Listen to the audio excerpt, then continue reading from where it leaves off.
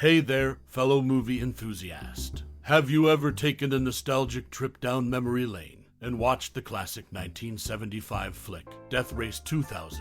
Ah, those were the days, weren't they? It's amazing how a single movie can transport us back in time to a world where entertainment was all about the thrill of the big screen.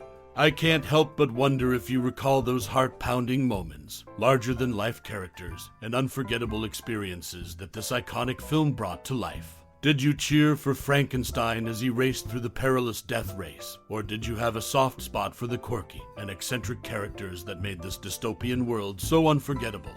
Perhaps you watched it with friends, family, or even on a cozy movie night alone. But one thing's for sure, Death Race 2000 left a lasting impression on those who ventured into its wild and unpredictable universe. Now, let's dive into some random facts about the show that might surprise you. After all, there's always more to discover about the films we hold dear. So, fasten your seatbelts because we're about to embark on a thrilling journey through the secrets and surprises of Death Race 2000. Ready? Let's roll! Death Race 2000 was directed by Paul Bartle and starred the legendary David Carradine as Frankenstein, an enigmatic driver with a grim backstory. The film was a satirical take on the future of American society, where a violent cross-country road race became the nation's favorite pastime. How's that for a darkly humorous look at the future? So, let's dig deeper into the world of this cult classic, explore its hidden gems, and relive the magic it brought into our lives. And remember, sharing your cherished memories is more than welcome.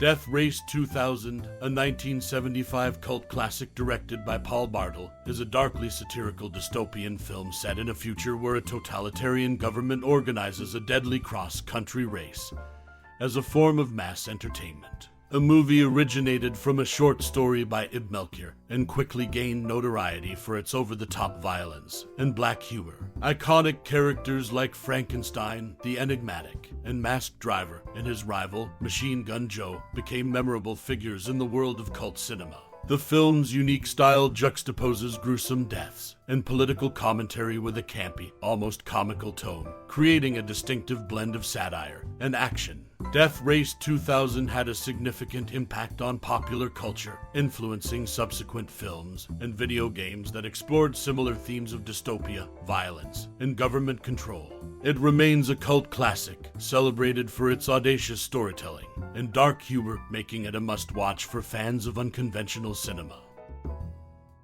The unique fabric of Death Race 2000's iconic costume in the 1975 movie Death Race 2000. David Carradine sported an iconic black outfit that played a crucial role in his character, Frankenstein. Surprisingly, Carradine refused to wear real leather. Instead, costume designer Jane Room had to get creative and make the outfit from a different material that convincingly looked like leather. The film showcased a dystopian world where drivers participated in a deadly cross-country road race, and Carradine's character, Frankenstein, was a central figure. His outfit, despite not being real leather, became a symbol of his mysterious and formidable presence. Room's ingenuity in finding a substitute fabric that could emulate leather allowed the character's look to remain consistent with the film's gritty aesthetic. Carradine's distinctive attire in Death Race 2000 contributed to the film's overall impact, and still remains an essential part of its legacy.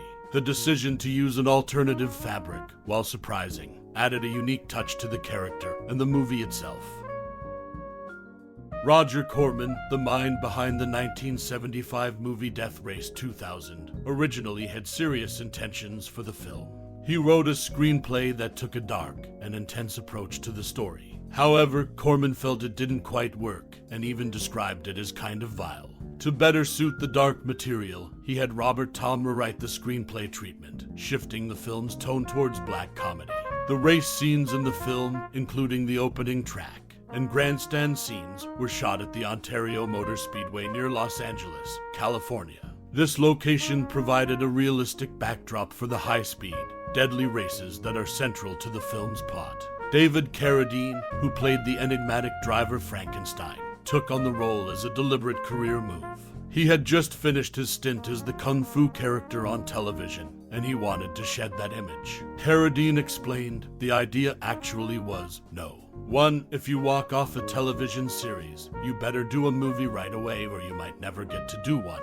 And the second thing was to do something right away that would create the image of a monster to get rid of the image of that little Chinese guy that I'd been playing for 4 years. And, it did kickstart my movie career. Death Race 2000 remains an iconic cult classic, known for its dark humor, high-octane action, and memorable characters, making it a notable entry in Roger Corman's extensive filmography. The role of Frankenstein in the 1975 movie Death Race 2000 was originally offered to Peter Fonda. However, Fonda turned down the role because he thought the film was too ridiculous. As a result, the role eventually went to David Carradine. Roger Corman, the director of the film, cast Sylvester Stallone in Death Race 2000 after seeing him in the 1974 movie The Lords of Flatbush. This role helped Stallone gain recognition in the film industry. Mary Woronov, who played the character Calamity Jane in the movie, didn't know how to drive a car.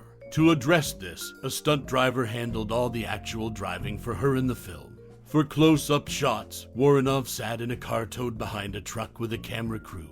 In summary, these behind-the-scenes details add interesting layers to the making of Death Race 2000, a cult classic in the world of 1970s cinema. The film's cast and production choices continue to be topics of discussion among movie enthusiasts. Death Race 2000 is a 1975 cult classic film that has left a lasting mark on pop culture. While there isn't substantial information available about the arcade video game inspired by the movie, it's worth noting that in 1976, Exidy released an arcade game titled Death Race. In this game, players controlled a vehicle in a field filled with stickmen. Running over these stickmen earned players points as they would scream and turn into crosses. This game marked one of the first instances of public concern over video game violence, foreshadowing debates that would continue for decades. An interesting tidbit about the film is that David Carradine, one of the stars, received a payment of 10% of the film's gross. Carradine, along with Ron Howard,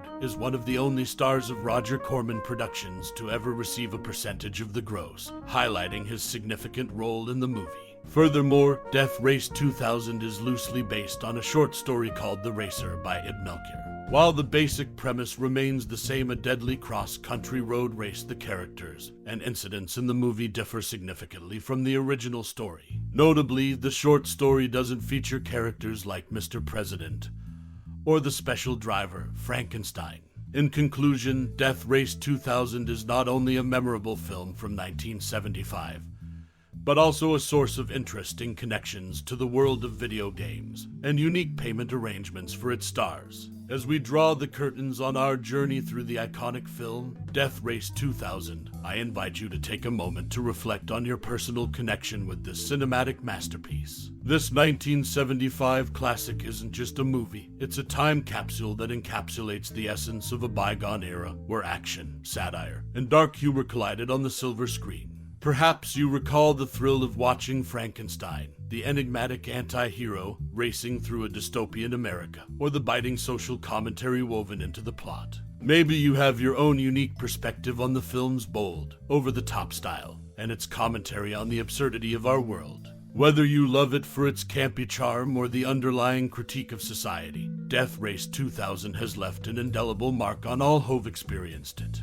Now, it's your turn to share your thoughts, memories, and favorite moments from Death Race 2000. Have you ever debated with friends about its hidden meanings, or simply enjoyed it for the sheer entertainment it offers? We'd love to hear your take on this cult classic, so please share your thoughts with us. Thank you for joining us on this cinematic journey through Death Race 2000, and for sharing your passion for this film. Your time and interest are greatly appreciated, and we look forward to hearing your thoughts. Until next time, keep the wheels of nostalgia spinning. This outro was